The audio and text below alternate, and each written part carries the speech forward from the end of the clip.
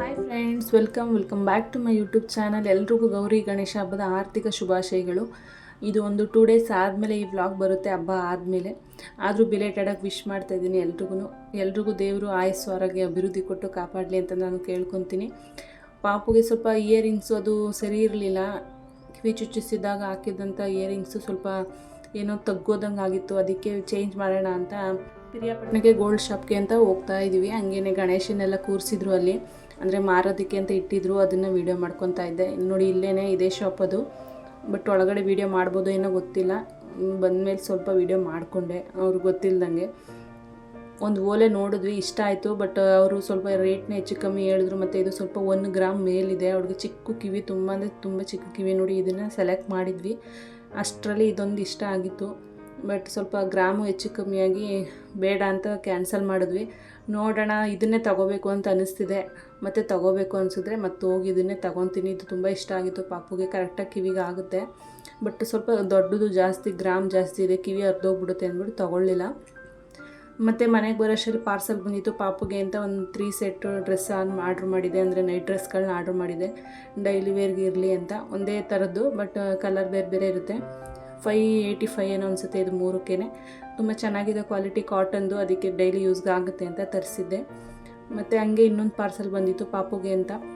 ವಾಕರ್ನ book ಮಾಡಿದ್ದೆ. ಅವಳು ಇವಾಗ ಸ್ವಲ್ಪ ಅಜ್ಜೆ ಹಾಕೋಕ್ಕೆ ಸ್ಟಾರ್ಟ್ ಮಾಡಿದ್ದಾಳೆ. ಅಂದರೆ ಏನಾದರೂ ಒಂದು ಟೇಬಲ್ ಏನಾದರೂ ಇಟ್ಕೊಂಡ್ರೆ, ಸೋಫಾ ಸೆಟ್ ಏನಾದರೂ ಇಟ್ಕೊಂಡು ಸ್ವಲ್ಪ ಕಾಲನ್ನ ಹೆಜ್ಜೆನ ಹಾಕೋದನ್ನು ಮೂವ್ ಮಾಡೋದು ಕಲಿತಾ ಇದ್ಲು. ಇದು ಯೂಸ್ ಆಗುತ್ತೆ ಅವಳಿಗೆ ವಾಕರ್. ಅಂದರೆ ನಾರ್ಮಲ್ ವಾಕರ್ಗೆಲ್ಲ ಹಾಕೋಂಗಿಲ್ಲ ಅಂತ ಹೇಳಿದರು. ರೌಂಡದು ವಾಕರ್ ಬರುತ್ತಲ್ಲ, ಅದಕ್ಕೆಲ್ಲ ಮಕ್ಕಳನ್ನ ಹಾಕಬೇಡಿ, ಕಾಲು ಪ್ರಾಬ್ಲಮ್ ಆಗುತ್ತೆ, ಸರಿಯಾಗಿ ನಡೆಯೋಕ್ಕಾಗಲ್ಲ ಅಂತ ಹೇಳಿದರು.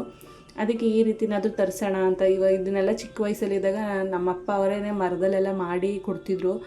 ಅವಾಗ ಆಟಾಡ್ತಿದ್ವಿ. ನನ್ನ ತಂಗಿರಿಗೆಲ್ಲನೂ ನಾನು ಈ ಥರದ್ರಲ್ಲಿ ಆಟಾಡಿಸಿದ್ದೆ. ಬಟ್ ಇವಾಗ ಅದನ್ನು ಮಾಡೋಕ್ಕೆಲ್ಲ ಟೈಮ್ ಇಲ್ಲ ಅಂದರು. ಮಾಡ್ತೀನಿ ಅಂತಂದರು. ಬಟ್ ಮಾಡೋಕ್ಕೆ ಅವ್ರಿಗೆ ಸ್ವಲ್ಪ ಟೈಮ್ ಇರಲಿಲ್ಲ. ಅದಕ್ಕೆ ಪರವಾಗಿಲ್ಲ ಬಿಡು, ಬುಕ್ ಮಾಡ್ತೀನಿ ಅಂತ ಅಂದ್ಬಿಟ್ಟು ಈ ಥರದ್ದು ಹುಡುಕಿ ಬುಕ್ ಮಾಡಿದೆ. ತುಂಬ ಚೆನ್ನಾಗಿದೆ. ಮಕ್ಕಳು ಅಜ್ಜೆ ಹಾಕೋ ಮಕ್ಳುಗಳಿಗೆ ಈ ರೀತಿದೊಂದು ಕೊಡಿಸಿದ್ರೆ ಅವ್ರು ನಿಧಾನಕ್ಕೆ ಈ ರೀತಿ ಮೂವ್ ಮಾಡ್ತಾ ಅಜ್ಜೆ ಹಾಕೋದನ್ನು ಚೆನ್ನಾಗಿ ಕಲ್ತ್ಕೊತಾರೆ. ಅದಕ್ಕೆ ತರಿಸ್ದೆ. ಅವಳು ಸ್ವಲ್ಪ ಕಲೀಲಿ ಅಜ್ಜೆ ಹಾಕೋದನ್ನು ಬೇಗ ನನಗೂ ಈಸಿ ಆಗುತ್ತೆ, ಸ್ವಲ್ಪ ಬೇಗ ಅಜ್ಜೆ ಹಾಕೋದು ಕಲ್ತ್ರೆ ಅವಳು ಅಂದ್ಬಿಟ್ಟು. ಕ್ಯೂಟಾಗಿ ಚೆನ್ನಾಗಿತ್ತು, ಅದಕ್ಕೆ ಬುಕ್ ಮಾಡಿದೆ. ಇದು 1050 ಅನಿಸುತ್ತೆ. ಬೇಕಂದರೆ ಯಾರಿಗಾದ್ರೂ ಲಿಂಕ್ ಕೇಳಿ, ಬೇಕು ಅಂದರೆ ನಾನು ಡಿಸ್ಕ್ರಿಪ್ಷನಲ್ಲೇ ಲಿಂಕ್ನ ಆ್ಯಡ್ ಮಾಡ್ತೀನಿ. ಬೇಕು ಅನ್ನೋರು ತೊಗೋಬೋದು. ತುಂಬಾ ಚೆನ್ನಾಗಿದೆ, ವರ್ತ್ ಅನಿಸ್ತದೆ ನನಗಂತೂ. ಇದು 1000 ರೂಪಾಯಿಗೆ ಕೊಡ್ಬೋದು, ಏನಿಲ್ಲ. ನೋಡಿ, ಈ ರೀತಿ ಗೇಮ್ ಎಲ್ಲ ಬರುತ್ತೆ, ಇದ್ರಲ್ಲಿ ಸಾಂಗ್ ಇದೆ.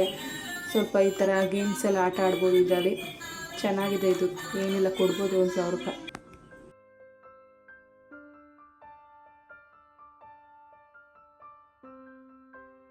ಇದು ನೆಕ್ಸ್ಟ್ ಡೇ ವ್ಲಾಗು, ಅಂದರೆ ಗೌರಿ ಹಬ್ಬದ ವ್ಲಾಗು ಕಂಟಿನ್ಯೂ ಮಾಡ್ತಾಯಿದ್ದೀನಿ. ಅದನ್ನೇ ಕ್ಲಿಪ್ಪಿಂಗ್ಸ್ನೆಲ್ಲ ಗೌರಿ ಹಬ್ಬದ್ದು. ಅಂದರೆ ನಮ್ಮ ದೊಡ್ಡಪ್ಪ ಅವ್ರ ಮನೆ, ನಮ್ಮ ದೊಡ್ಡಮ್ಮನಿಗೆ ಮುತ್ತೈದೆ ಪೂಜೆ ಮಾಡ್ತಾರೆ. ಅದು ವರ್ಷವೂ ಮಾಡ್ತಾರೆ ಅವರು.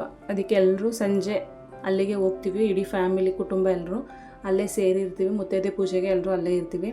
ಎಲ್ರಿಗೂ ಊಟ ಎಲ್ಲ ಇರುತ್ತೆ. ಮತ್ತು ಹೊರಗಡೆಯಿಂದ ಮುತ್ತೈದೆಯರನ್ನ ಕರೆಸಿ ಅವ್ರಿಗೂ ಅರಿಶಿನ ಕುಂಕುಮ ಎಲ್ಲ ಕೊಡ್ತಾರೆ. ಅದಕ್ಕೆ ಎಲ್ಲರೂ ಹೋಗಿದ್ವಿ ಊರೊಳಗಡೆ.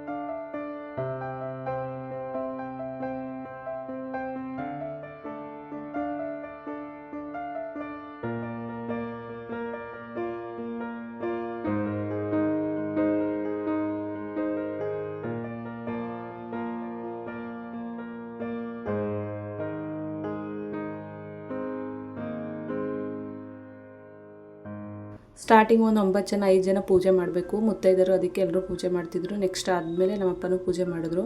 ಮುತ್ತೈದರ ಪೂಜೆ ಆದಮೇಲೆ ರೀ ಮತ್ತು ಪಾಪು ಮಲ್ಕೊಂಡಿದ್ದು, ಅವ್ರಿಗೆ ಸ್ವಲ್ಪ ಕೆಮ್ಮಿತ್ತು, ಅದಕ್ಕೆ ರೂಮಲ್ಲಿ ಮಲ್ಕೊಂಡಿದ್ರು. ಪಾಪುನೂ ಮಲಗಿದ್ಲಲ್ಲ, ಅವ್ರ ಜೊತೆನೇ ಅಲ್ಲೇ ಮಲಗಿಸಿದೆ.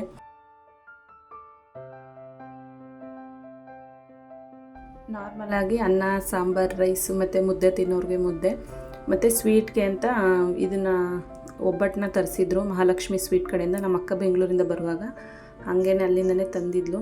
ನಾವೆಲ್ಲ ಅಡುಗೆ ಮನೇಲಿ ಹಪ್ಳ ಹಾಕ್ತಾಯಿದ್ವಿ. ಮತ್ತು ಅವಳಿಗೆ ಅಂಜಲಿಗೆ ಕೈಗೆ ಕಟ್ಟಿರಲಿಲ್ಲ ಅದನ್ನು ದಾರನ, ಅರ್ಶಿನ ದಾರನ, ಅದಕ್ಕೆ ಕಟ್ಟಿಸ್ಕೊತಾ ಇದ್ಲು ನನ್ನ ಕೈಲಿ.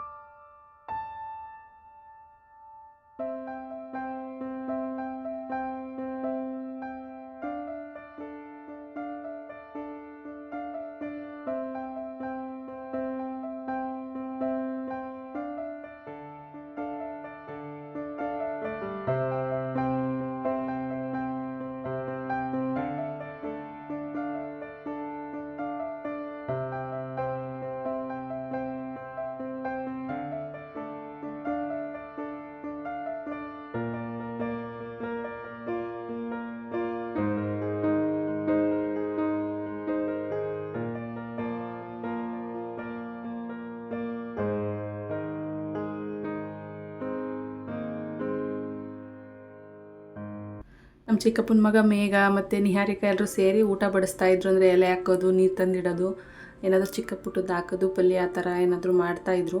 ನಾನು ಪಾಪು ಎದ್ಬಿಡ್ತಾಳೆ, ಅವಳು ಎದ್ದೇಳೋಷ್ಟರಲ್ಲಿ ಊಟ ಮಾಡ್ಕೊಂಬಿಡೋಣ ಅಂತ ವಾಪಸ್ ಹೋಗಬೇಕು ಊರಿಗೇ. ಅಂದರೆ ನಮ್ಮೂರಲ್ಲೇ ಇರೋದು, ನಾವು ಗೇಟಲ್ಲಿದ್ದೀವಿ, ಅವರು ಊರೊಳಗಡೆ ಇದ್ದಾರೆ. ವಾಪಸ್ ಮನೆಗೆ ಹೋಗ್ಬೇಕಲ್ವ, ಪಾಪುನೆಲ್ಲ ಮಲಗ್ಸೋಕೆ ಹಿಂಸೆ ಆಗುತ್ತೆ ಅಂದ್ಬಿಟ್ಟು ಬೇಗ ಹೋಗೋಣ ಅಂತ ನಾನು ಬೇಗ ಊಟಕ್ಕೆ ಕೂತ್ಕೊಂಡೆ. ನಾನು, ಅಪ್ಪ, ಅಮ್ಮ ಮತ್ತು ನಮ್ಮ ಚಿಕ್ಕಮ್ಮ 4 ಜನ ಊಟಕ್ಕೆ ಕೂತಿದ್ವಿ ಈ ಕಡೆ ಸೈಡಲ್ಲಿ. ಮತ್ತು ಈ ಕಡೆ ನಮ್ಮ ಅತ್ತಿಗೆ ಮತ್ತು ನಿಹಾರಿಕನೂ ಊಟಕ್ಕೆ ಕೂತ್ಕೊಂಡಿದ್ರು. ನೋಡಿ, ಒಬ್ಬಿಟ್ಟು ಬಡಿಸ್ತಾ ಇದ್ದಾನೆ. ಇವನೇ ನಮ್ಮ ಚಿಕ್ಕಪ್ಪನ ಮಗ ಮೇಘರಾಜ್ ಅಂತ.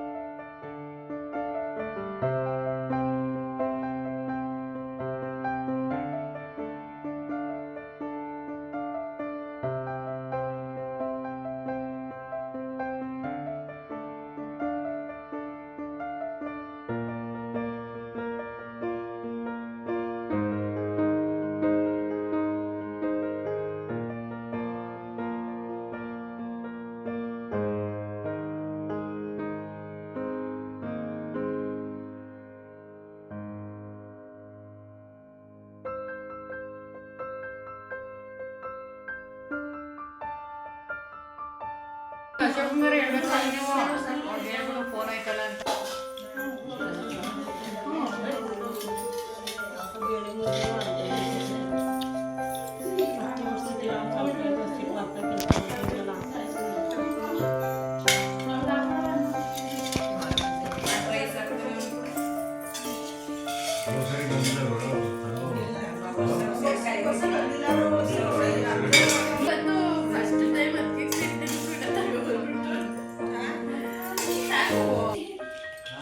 ಹಾಂ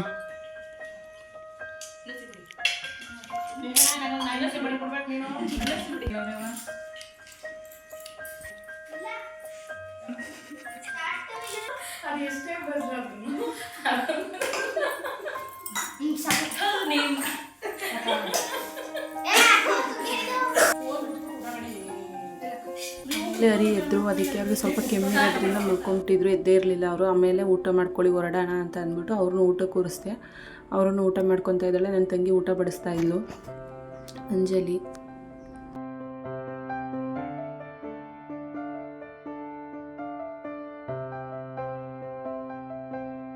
ಅಲ್ಲಿ ಊಟ ಎಲ್ಲ ಮುಗಿಸ್ಕೊಂಡು ಎಲ್ಲರೂ ಮಾತಾಡಿಸ್ಕೊಂಡು ಮನೆಗೆ ಹೊರಟ್ಬಿಟ್ವಿ. ಅವ್ರಿಗೆ ತುಂಬ ಕೆಮ್ಮಾಗ್ಬಿಟ್ಟಿತ್ತು, ಅವರಿಗೆ ಜಾಸ್ತಿ ತಡ್ಕೊಳಕ್ಕೆ ಆಗ್ತಿರಲಿಲ್ಲ, ಕೆಮ್ಮಿ ಅದೆಲ್ಲ ನೋವು ಬಂದುಬಿಟ್ಟಿತ್ತು. ಇದು ನೆಕ್ಸ್ಟ್ ಡೇ ವ್ಲಾಗು, ಅಂದರೆ ಗಣಪತಿ ಹಬ್ಬದ ದಿನ ಮಾಡಿದಂಥ ವ್ಲಾಗ್ ಇದು. ಕಂಟಿನ್ಯೂಷನ್ ಆಗಿ ಹಾಕಿದ್ದೀನಿ 3 ಡೇಸ್ ವ್ಲಾಗ್ನ. ಇದರಲ್ಲಿ ನಮ್ಮ ಮನೇಲಿ ವಡೆ ಪಾಯಸ ಎಲ್ಲ ಮಾಡ್ತಾಯಿದ್ರು. ಅವರಿಗೆ ವಡೆ ಅಂದರೆ ಇಷ್ಟ, ಬಟ್ ಕೆಮ್ಮಿರೋದ್ರಿಂದ ಅವ್ರು ತಿನ್ನೋಕ್ಕೆ ಆಗಲಿಲ್ಲ ಪಾಪ, ಏನೂ ತಿನ್ನಿಲ್ಲ ಸರಿಯಾಗಿ. 1-2 ಏನೋ ತಿಂದರು ಬಿಸಿಲಿ ಹಾಕಿದಾಗ ಅಷ್ಟೇ. ವಡೆ ಪಾಯಸ ಮತ್ತು ಬಿಳಿ ಹಿಟ್ಟೆಲ್ಲ ಅವ್ರು ತಿನ್ನಲ್ಲ ಅಂದರು, ಅದಕ್ಕೆ ಬಿಳಿ ಹಿಟ್ಟು ಮಾಡಬೇಕು ನಾವು ಇದರಲ್ಲಿ ಮಾಡ್ತಿದ್ವಿ. ಬಟ್ ಈ ಸಲ ಮಾಡಲಿಲ್ಲ. ಅಮ್ಮ ವಡೆ ಹಾಕ್ತಾಯಿದ್ರು, ಅದನ್ನು ಒಂದು ಸ್ವಲ್ಪ ಕ್ಲಿಪ್ಪಿಂಗ್ಸ್ನ ತಗೊಂಡೆ.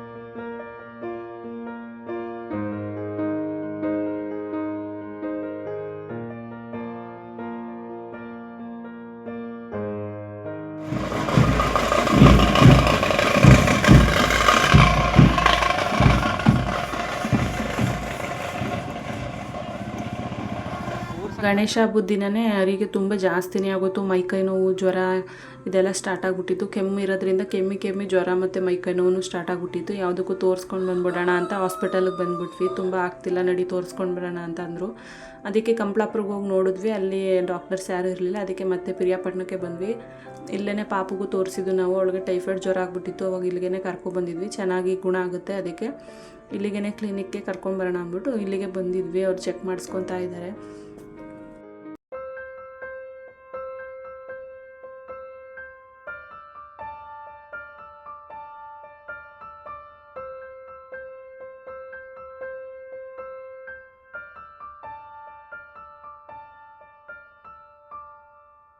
ಕೆಮ್ಮೆಲ್ಲ ಇರೋದ್ರಿಂದ ಸ್ವಲ್ಪ ಕಫ ರಿಮೂವ್ ಮಾಡಬೇಕು ಅಂತಂದರು. ಅದಕ್ಕೆ ಕಫ ತೆಗಿತೀವಿ ಅಂತಂದರು. ಕಫ ತೆಗ್ಸೋಣ ಅಂತ ಸುಮಾರು ಹೊತ್ತಾಯಿತು, ಅಲ್ಲೇ ಕಫ ತೆಗಿಸ್ತಾ ಇದ್ವಿ. ಆಮೇಲೆ ಇಂಜೆಕ್ಷನ್ ಎಲ್ಲ ಕೊಟ್ಟರು. ಅವ್ರಿಗೆ ಇಂಜೆಕ್ಷನು, ಟ್ಯಾಬ್ಲೆಟು ಮತ್ತು ಟಾನಿಕ್ ಎಲ್ಲ ಕೊಟ್ಟರು. ಅದನ್ನೆಲ್ಲ ತೊಗೊಂಡು ಮನೆಗೆ ಬಂದ್ವಿ. ಹಬ್ಬದ ದಿನ ಏನೂ ಮಾತಾಡೋಕ್ಕೆ ಆಗಲಿಲ್ಲ ಪಾಪ ಅವ್ರಿಗೆ. ಹಬ್ಬದ ದಿನ ಏನೂ ಎಂಜಾಯ್ನೇ ಮಾಡೋಕ್ಕಾಗಲಿಲ್ಲ, ಯಾಕಂದರೆ ತುಂಬ ಹುಷಾರು ತಪ್ಪಿಟ್ರು. ಅದಕ್ಕೆ ಏನು ಹಬ್ಬದ ಖುಷಿ ಅಂತಲೇ ಅನ್ನಿಸ್ತಿಲ್ಲ. ಯಾರಾದರೂ ಹುಷಾರಿಲ್ದೇ ಮಲ್ಕೊಂಡ್ರೆ ಹಬ್ಬ ಮಾಡೋಕ್ಕೆ ಬೇಜಾರಿರುತ್ತಲ್ವ.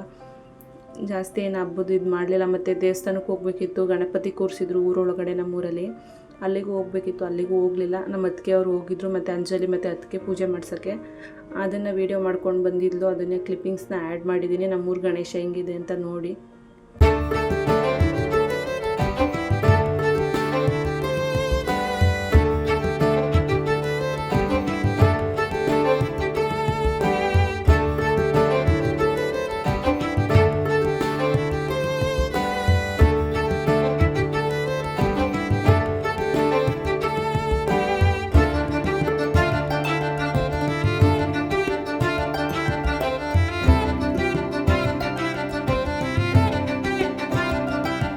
ವ್ಲಾಗ್ನ ಇಲ್ಲಿಗೆ ಎಂಡ್ ಮಾಡ್ತಾಯಿದ್ದೀನಿ. ಈ ವ್ಲಾಗ್ ಇಷ್ಟ ಆಗಿದೆ ಅಂತ ಅಂದ್ಕೊತೀನಿ. ಪ್ಲೀಸ್ ಇಷ್ಟ ಆಗಿದ್ರೆ ಲೈಕ್ ಮಾಡಿ, ಶೇರ್ ಮಾಡಿ ಮತ್ತು ಕಮೆಂಟ್ ಮಾಡಿ. ಯಾರಾದರೂ ಹೊಸದಾಗಿ ನನ್ನ ಚಾನಲ್ನ ನೋಡ್ತಾಯಿದ್ರೆ ಪ್ಲೀಸ್ ಸಬ್ಸ್ಕ್ರೈಬ್ ಮಾಡ್ಕೊಂಡು ನನ್ನ ವೀಡಿಯೋಸ್ನ ನೋಡಿ ಅಂತ ಕೇಳ್ಕೊತೀನಿ. ಮತ್ತು ಒನ್ಸ್ ಅಗೇನ್ ಎಲ್ರಿಗೂ ಹ್ಯಾಪಿ ಗೌರಿ ಗಣೇಶ. ಎಲ್ರಿಗೂ ದೇವರು ಆಯಸ್ಸು, ಆರೋಗ್ಯ, ಅಭಿವೃದ್ಧಿ ಕೊಟ್ಟು ಕಾಪಾಡಲಿ ಅಂತ ಕೇಳ್ಕೊತೀನಿ. Thank you.